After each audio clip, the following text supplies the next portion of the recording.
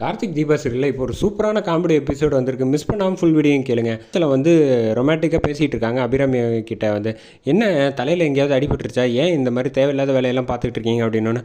அது ஒன்றும் இல்லை, எனக்கு வந்து உடம்பெல்லாம் வந்து லைட்டாக வந்து மின்னல் அடிக்கிற மாதிரியே இருக்கு, நீ வேணால் தொட்டு பாரு. ஐயோ உடம்பு சரியில்லையா, நான் வேணால் ஹாஸ்பிட்டல் அழைச்சிட்டு போட்டுமா அப்படின்னு கேட்டோன்னே, அதெல்லாம் ஒன்றும் இல்லை அபிராமி, எனக்கு உன் மேலே ஒரு அன்பு அதிகமாகுது அப்படின்னு சொன்னோன்னா, மின்னல் பேசாமல் வாயை மூட்டு படுங்க அப்படின்னு சொல்லிட்டு பாட்டி வந்து இந்த அசோக் வேற வந்து பால் குடிச்சிட்டு வேற போயிருக்கானே 6 மாதம், அவன் வேற ஊரில் இல்லையே, என்ன பண்ண போகிறாளோ மீனாட்சி பாவம் அப்படின்னு சொல்லிட்டு போகிறாங்க. மீனாட்சி வந்து பயந்துக்கிட்டே ரூமுக்கு போகிறாங்க. அப்போ போனோன்னே கரெக்டாக வந்து அசோக் வந்து பின்னாடியிலேருந்து கட்டி பிடிச்சிடுறாங்க. கட்டி பிடிச்சி மீனாட்சி அப்படியே தூக்கிடுறாங்க. என்ன பண்ணுறீங்க விடுங்க அப்படின்னோடனே பெட்டில் இப்படி போட்டுட்டு அதோட அந்த சீன் முடிச்சிடுறாங்க. இங்கே பாட்டிக்கு வந்து மேனேஜர் வந்து அல்வா வாங்கிட்டு வந்து கொடுக்குறாங்க. எப்படி இருக்க, உனக்காக தான் தஞ்சாவூர்லேருந்து அல்வா வாங்கிட்டு வந்திருக்கேன் அப்படின்னோன்னே, என்னையா நினச்சிக்கிட்டு இருக்க அப்படின்னா, மீதி அந்த கிளாஸ் இருந்துச்சுல கார்த்திக் கொடுத்ததை நான் கொஞ்சம் குடிச்சிட்டேன் அதான் அப்படின்னோடனே, பாட்டி அங்கேருந்து தப்பிச்சு ரூமுக்கு ஓடி போய் கதை சாத்தி தப்பிச்சிடுறாங்க. அடுத்த நாள் காலையில் விடிஞ்சோன்னே வந்து பாட்டி வந்து எல்லாரையும் அழைச்சிட்டு வந்து இங்கே உட்கார வச்சுருக்காங்க ஒரு கார்டனில் உட்கார வச்சோன்னே பாட்டி வந்து என்ன போட்டி ஆரம்பிக்கலையா அப்படின்னு கேட்டோன்னா, இருங்க இன்னும் ஒரு ஜோடி வரணும்ல அப்படின்னோடனே அபிராமிக்கு செம கடுப்பாகுது. எவ்வளோ நாள் தான் வெயிட் பண்ணுறது, ஒரு விஐபி, இவளுக்காக நம்ம வெயிட் பண்ணோம், ஆள் அழைச்சிட்டு போய் வேற கூட்டிகிட்டு வரணும். சரி மீனாட்சி போய் கூட்டிகிட்டு வா அப்படின்னோடனே அவங்க 2 பேரும் கார்த்தியும் தீபாவும் ஜோடியாக வராங்க, வந்து உட்காடுறாங்க.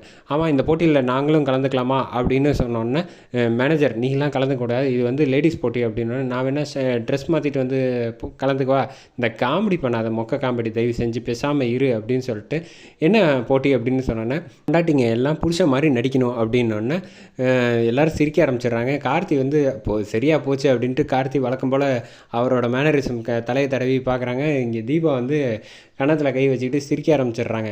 சரி முதல்ல யார் போட்டிக்கு வரீங்க அப்படின்னு சொன்னோன்னா, ஐஸ்வர்யா நீ வாமா, இவங்க எல்லோரும் கொஞ்சம் தொடர்நடுங்கிறாங்க, நீ தான் எல்லாத்துலேயும் கில்லி மாதிரி வந்து ஆரம்பிச்சு வைப்பிய வா அப்படின்னோன்னே, வந்தோடனே கரெக்டாக வந்து இதான் சாக்குன்னு அபிராமியை வந்து கிண்டல் பண்ணி குத்தி காட்டுற மாதிரி பேசலாம் அப்படின்னு சொல்லிட்டு பேசுகிறாங்க. பாப்பா அசோக்கு, பாட்டி நான் அசோக் இல்லை அருண், சாரிப்பா ஏன்னு பேர் வச்சனால கன்ஃபியூஸ் ஆகிட்டேன், நல்ல வேளை கார்த்திக்காவது கேல பேர் வச்சான் அப்படின்னு சொல்லிட்டு பேச ஆரம்பிக்கிறாங்க. ஆமாம் நான் பிஸ்னஸ் பண்ணலான்ட்டு ஐடியா பண்ணியிருக்கேன் அப்படின்னு சொன்னோன்னே, ஆமாம் நீ கேட்டால் தான் எதுவுமே கிடைக்காதே, உனக்கெல்லாம் எதுக்கு பிஸ்னஸ் அப்படின்ட்டு இப்படியே டைரெக்டாக பேசுகிறாங்க. எதுவாக இருந்தாலும் உன் தம்பிக்கிட்டே தானே கேட்பேன், போய் கேட்டுட்டு வா கார்த்திக், எனக்கு ஒரு ஐடியா கொடு அப்படின்னு கேட்பேன்னொன்னே, நீ இப்போ பேசுனது வரைக்கும் போகிறோம் நிப்பாட்டு, பாட்டி வந்து போகிறோம் நீ நடித்த வரைக்கும் போகிறோம் போய் உட்காரு அப்படின்னு, ஏதாவது அஞ்சாயத்தை கலப்புறதே நீ வேலையாக வச்சுருக்க அப்படின்னு சொல்லிட்டு உட்கார சொல்கிறாங்க.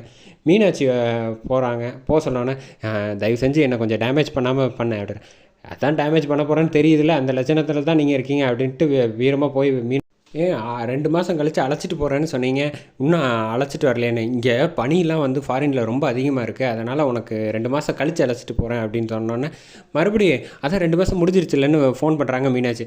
அதெல்லாம் கிடையாது, இப்போ வந்து ரொம்ப வெயில் நம்ம ஊரோட அதிகமாக இருக்குது, அதுக்கப்புறமேட்டுக்கு அழைச்சிட்டு போகிறேன் அப்படின்னு சொன்னோன்னே, அதான் இப்போ வெயிலெலாம் முடிஞ்சிருச்சுல, இப்போ நான் வரலாமா அப்படின்னு கேட்டோன்னே, இன்னும் 2 மாதத்தில் நானே ஊருக்கு வந்துடுவேன், நீ எதுக்கு கஷ்டப்பட்டுக்கிட்டு இருக்க அப்படின்னு சொல்லி மீனாட்சி கலாய்க்கிறாங்க.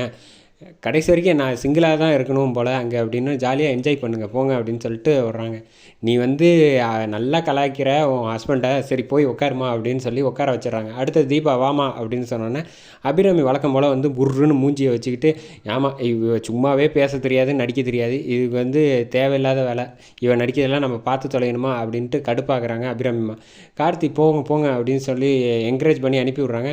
கார்த்தி மாதிரியே நடக்கிறாப்புல நம்ம தீபா நடந்துட்டு இப்படி தலையை தடவுறது, கார்த்தி தாடியை தடவுற மாதிரி மேனரிசம் பண்ணிவிட்டு, ஏன் தீபா தனியாக இருக்கீங்க, உங்களுக்கு ஏதாவது ஒரு பிரச்சனைனா உங்களுக்கு பாதுகாக்கிறதுக்கு காப்பாற்றுறதுக்கு தான் நான் இருக்கேன், இல்லை எனக்கு அம்மா எப்படியோ அதே மாதிரி தான் நீங்களும் அப்படின்னு சொன்னோன்னே அபிராமியமாக காண்டாகிறாங்க. அந்த இடத்துல பிரச்சனைனாலும் உங்களுக்கு பக்கபலமாக உங்கள் ஹஸ்பண்ட் நான் இருக்கேன், என்னோடய அன்பு வந்து எப்போதும் உங்ககிட்ட தான் இருக்கும், வாங்க நம்ம 2 பேரும் சேர்ந்து சந்தோஷமாக வாழலாம் அப்படின்னு ஒரு வார்த்தையை சொல்கிறாங்க. அதை பார்த்தோன்னா அபிராமியம்மா வந்து வழக்கம் போல் கடுப்பாக்குறாங்க.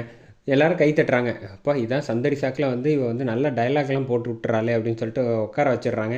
பாட்டி வந்து இந்த போட்டியில் யார் ஜெயித்தாங்க தெரியுமா அப்படின்னு சொன்னோன்னே, எல்லோரும் அவங்க ஹஸ்பண்டை வந்து சொன்னால் போருமா அப்படின்னு சொல்கிறதுக்கு முன்னாடி வந்து, அபிராமியம்மா நீங்களும் கொஞ்சம் நடிச்சாகணும் அப்படின்னு பாட்டி ஒரு போடு போட்டோன்னே, அபிராமி அம்மா வந்து ஒரே ஒரு சீன் மட்டும் சும்மா வந்து காட்டுறாங்க. நாச்சியா எங்கே இருக்குது, என் கண்ணாடியை காணோம் அப்படின்னோடனே, உங்கள் பேக்கெட்டில் தான் இருக்குது பாருங்கள், ஓ சாரி அப்படின்னு சொல்லிட்டு வந்து உட்காந்துடுறாங்க. இந்த போட்டியில் யார் ஜெயித்தாங்க அப்படின்னு வந்து சொல்கிறப்ப வந்து எல்லாரும் அவங்க ஹஸ்பண்டை வந்து குறை சொல்லி தான் பண்ணீங்க, ஆனால் ஒருத்தி மட்டும்தான் வந்து குறை சொல்லாமல் சந்தோஷமாக அன்பை வெளிப்படுத்தினா, தீபா தான் இந்த போட்டியிலையும் வெற்றி பெறா அப்படின்னு சொன்னோன்னே அபிராமி வந்து செம கோவத்தில் மறைக்கிறாங்க.